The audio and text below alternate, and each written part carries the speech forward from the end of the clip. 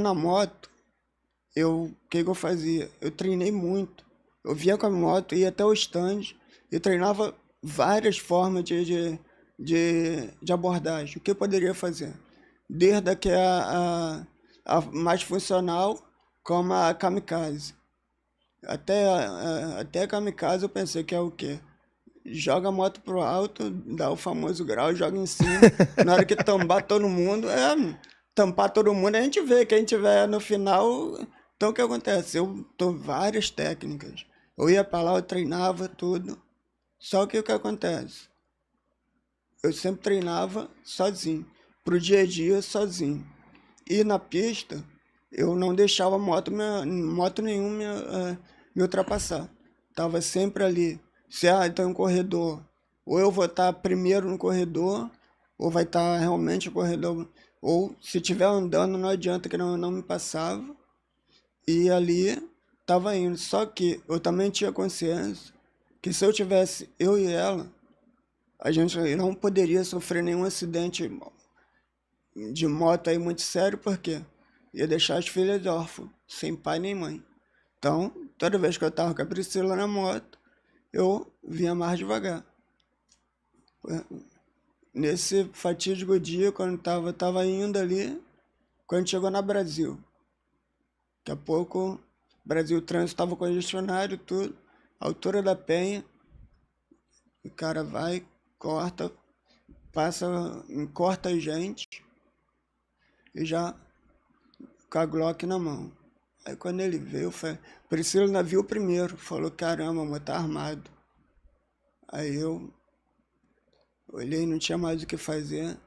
Aí sabe que todas aquelas técnicas que você pensou que você fez o quê? Nada. Não serve pra nada. Nada. Aí eu, quando ficou ainda, quando vieram, eu sempre falei pra Priscila, o dia que der algum problema, pega as crianças e sai de perto de mim. Sai de perto de mim. Se eu tiver que reagir, eu vou reagir. E não quero que você no meio do caminho, no fogo cruzado. E aí o que aconteceu? Nesse dia, ela fez exatamente o que eu falei. Ela saiu de perto de mim, só que eu estava no corredor entre a seletiva e a de alta, na Brasil. Então o que acontece? Ela saiu, foi pro canto, ficou ali perto da mureta. Eu ainda olhei para trás para usar a técnica que mais funciona, que é sair de perto. E quando o cara foi sair com a moto, a gente revida a famosa injusta agressão que ele pode meter a mão a qualquer momento. Então, eu ainda ia sair, mas aí, né, atrás de mim tinha um ônibus. E eu não ia sair e deixar a Priscila ali. Sabe aquela de que, pô, não vou. Aí, se tivesse até um carro de passeio, eu poderia usar ele ali, mas o ônibus, olha até onde eu teria que ir.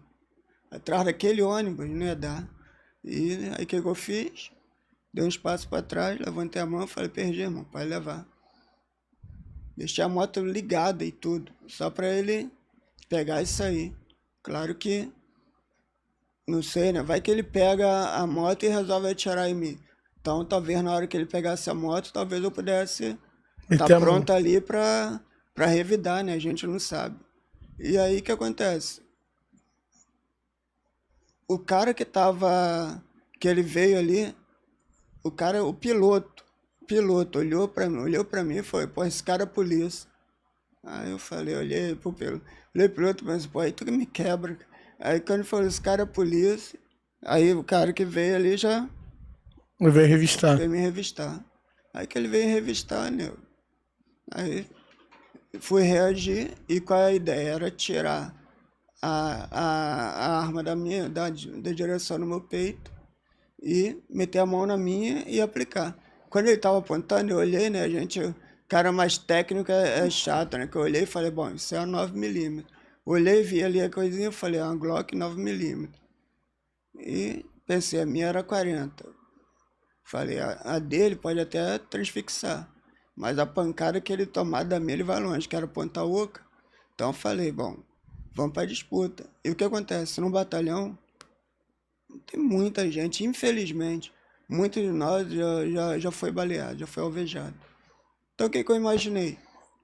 Eu vou tomar, ele vai tomar e vamos ver no que vai dar.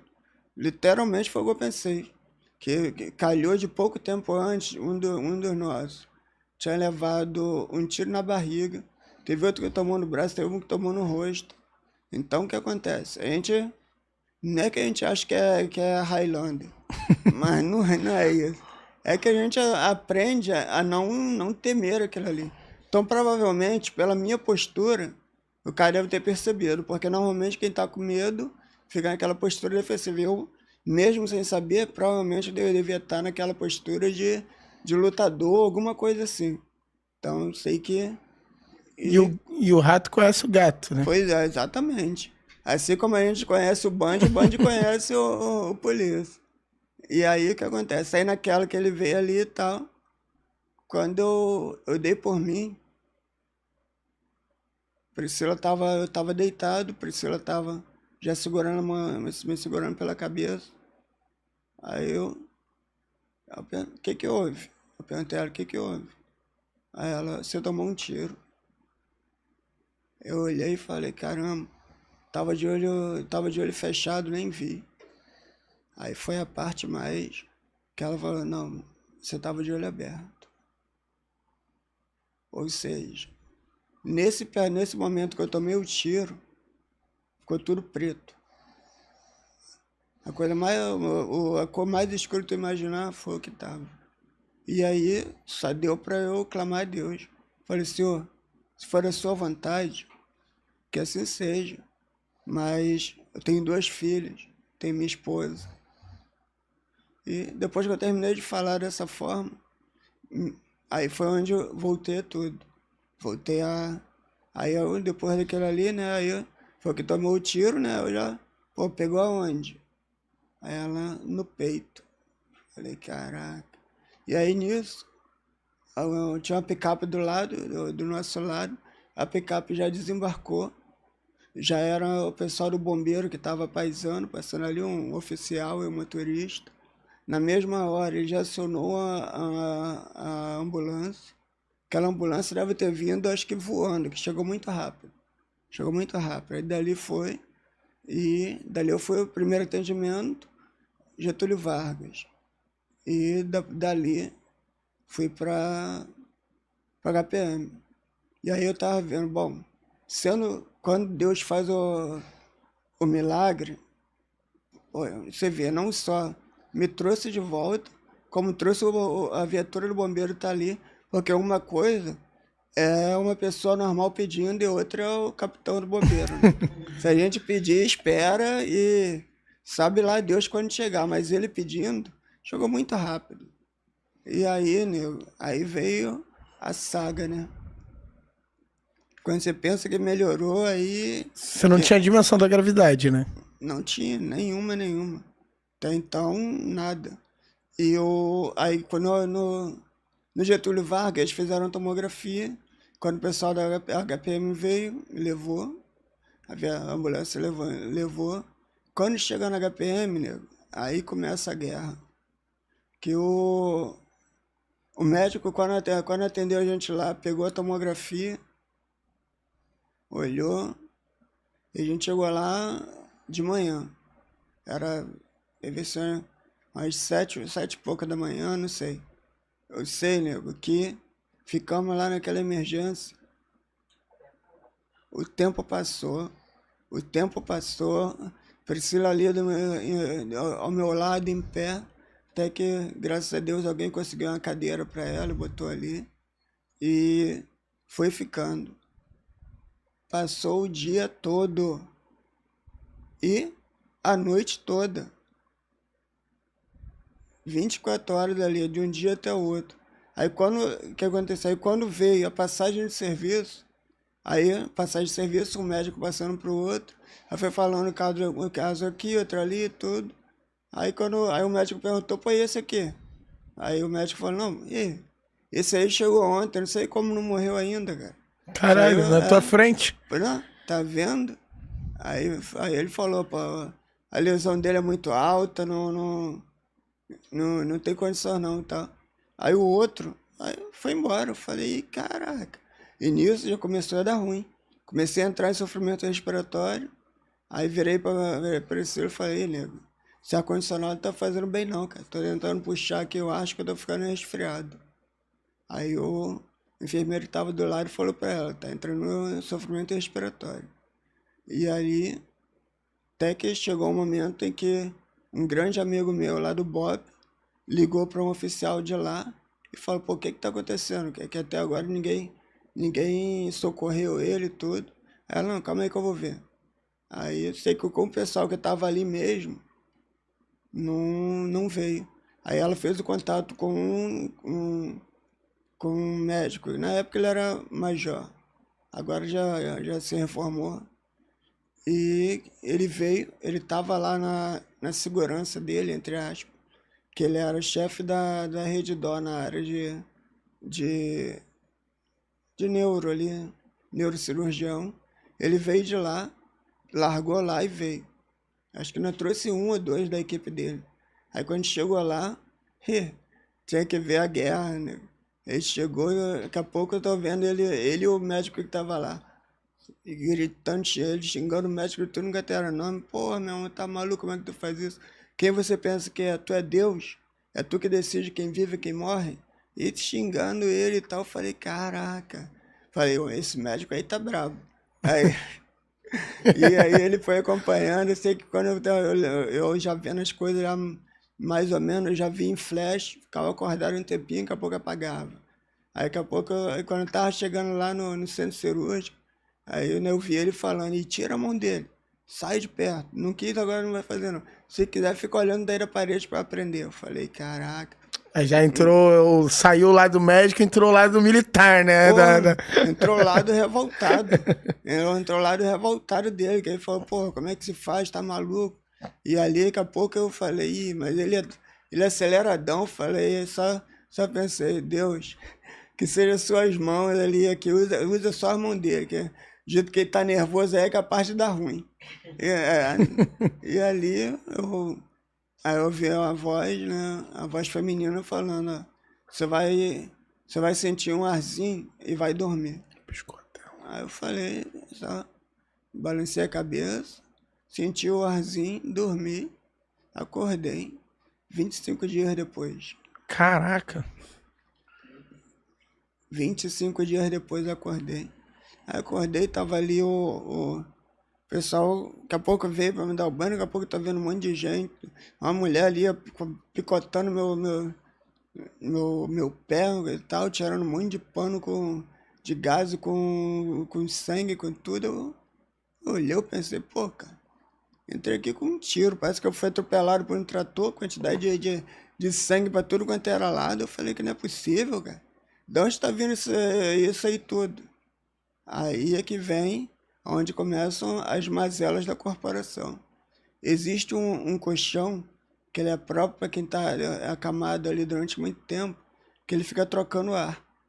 E aí o que acontece? Quando ele troca o ar, ele diminui a pressão de um lado, bota para o outro, para poder não ficar aquele coisa fixa ali no mesmo lugar, que se ficar dá ferida, das caras.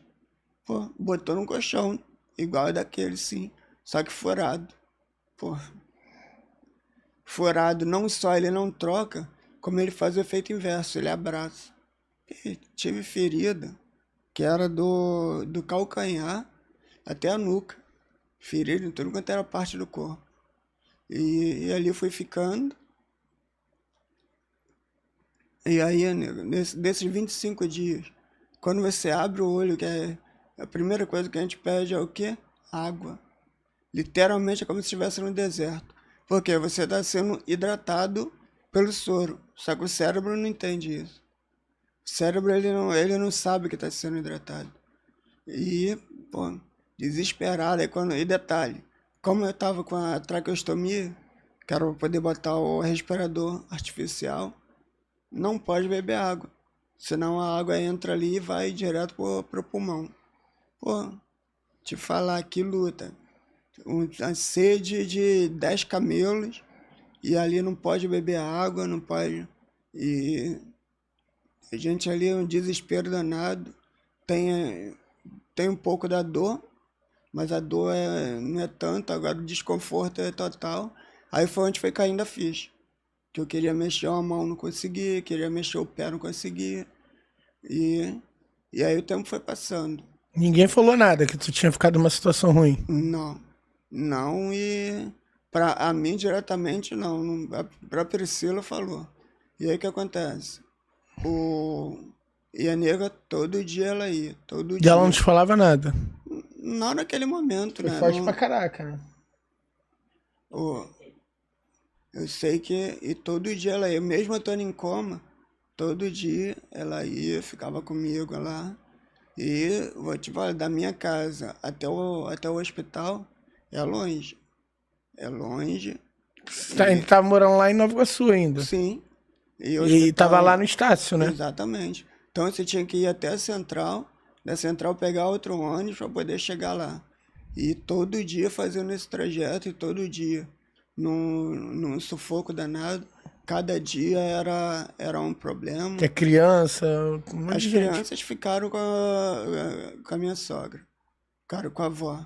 E nisso, aí a Priscila saía de manhã, ia para lá, quando voltava, pegava as crianças, ia para casa, deitava, dormia com elas de manhã. Deixava as crianças na avó e vinha. Essa batida aí foram durante... O bom é que eu era Volta lá no volta Código lá Damião. atrás. Eu era o Damião e ele era o Cosme. Então o que acontece? O Cosme, quando eu sofri esse acidente que eu fiquei lá, ele pegou e pediu férias. Pois aí tinha todos os dias das férias, ele tava lá, todo dia. Com exceção da última semana que tinha que dar uma moral pra família dele, que tá, mas todo dia. E aí você vê, hoje em dia, né? Quem é que tiraria férias para poder ir todo dia acompanhar? É, graças a Deus ali eu tenho boas amizades, graças a Deus. E, e ali foi então o que acontece. Na volta, pelo menos ele deixava ela em casa e depois ele ia para casa dele. Sei que e nisso aí foi interessante, vamos botar assim, porque eu sabia que eu estava com a febre alta, e aí o que eu pensava? Eu não vou falar nada para eles, que é para ela não se preocupar. Eu falo para ninguém que eu tô com febre alta. Bobinha, como se o médico não estivesse falando. E aí o que aconteceu? Quando ele falou que daquela noite não passava, porque antes de mim já estava meio. Dona Morte passou ali, fez o rapa. Teve uma, teve um surto da bactéria ultra resistente que estava pegando todo mundo. Todo mundo que estava lá no CTI há mais de 10 dias já ia morrer, já estava morrendo. Então, só quem chega novo é que não tem. Depois eu descobri como é que funciona. Tem bactéria da rua e bactéria do hospitalar.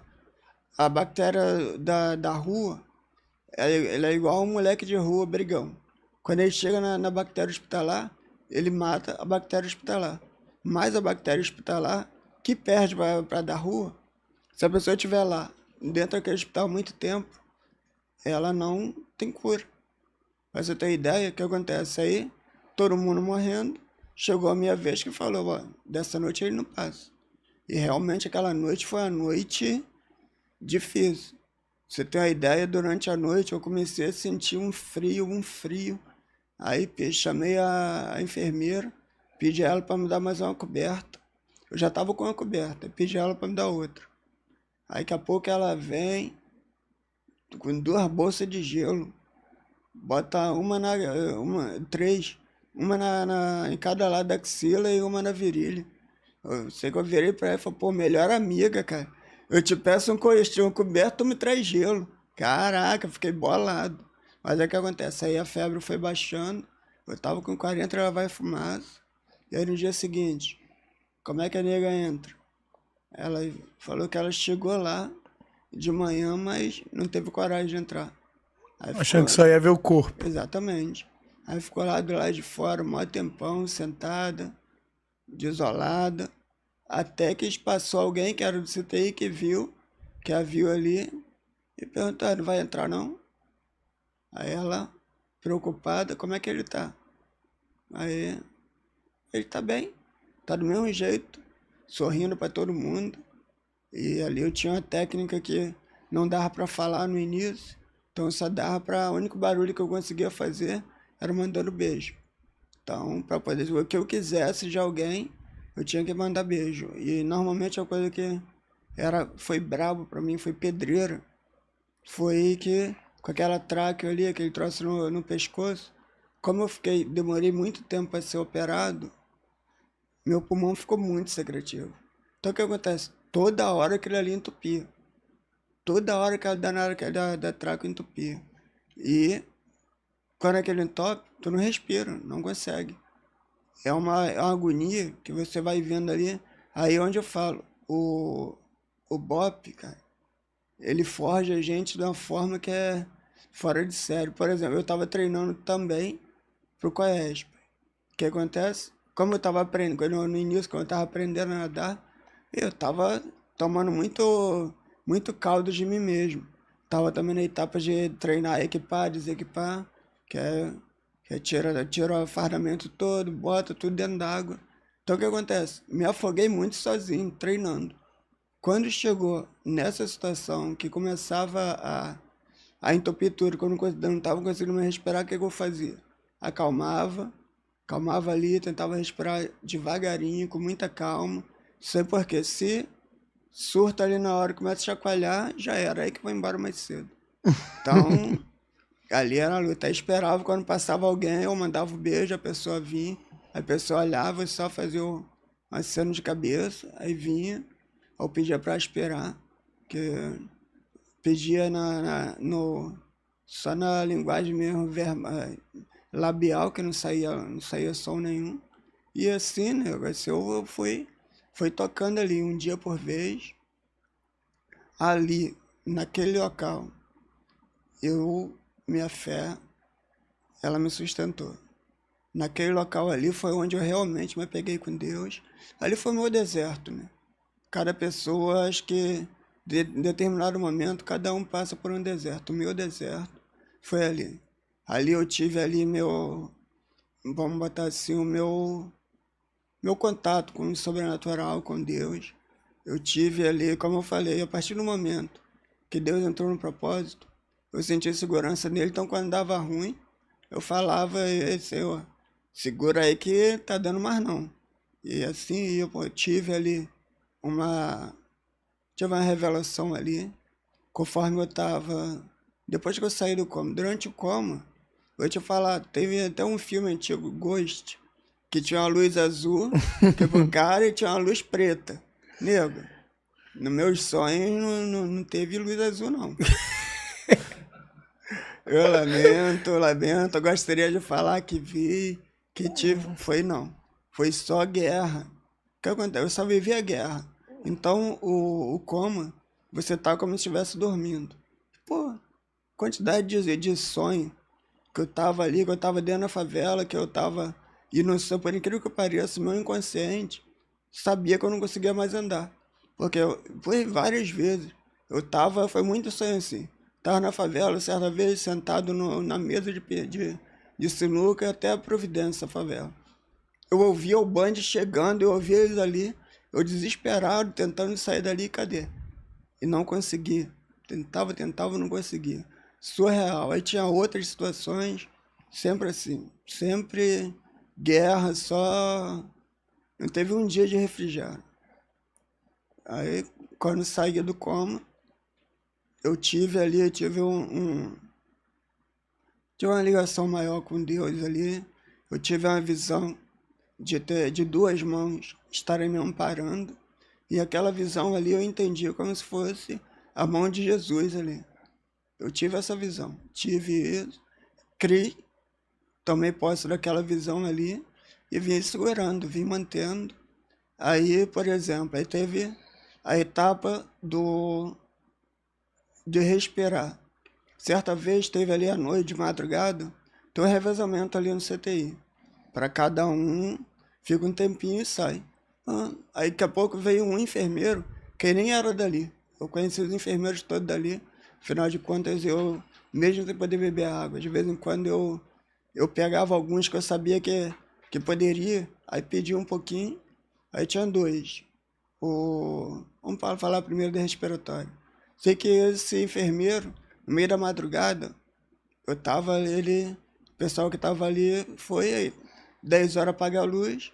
Quando foi por volta de, sei lá, meia-noite, 1 hora, esse enfermeiro veio, pegou, apoiou a cadeira dele assim, apoiou na cadeira, começou a dormir, mas dormiu de roncar alto, ali na cadeira. E aí o que acontece? Me afoguei. Tô vindo aqui, eu tô tentando fazer alguma coisa, não tem nada para fazer. Olhei pro cara, o cara roncando alto. O que que eu fiz? Falei, senhor, é contigo agora, pra mim já deu. Acabei de falar, ele deu um pulo da cadeira. Ele deu um pulo da cadeira e veio até mim. Ricardo, tá precisando de alguma coisa? Aí eu na linguagem ali dos lábios, né? Falei, pedi para aspirar. Ele veio e aspirou. Eu passei o resto da noite glorificando a Deus. Então, são coisas assim que vão acontecendo, que iam aí meio fortalecendo a minha fé.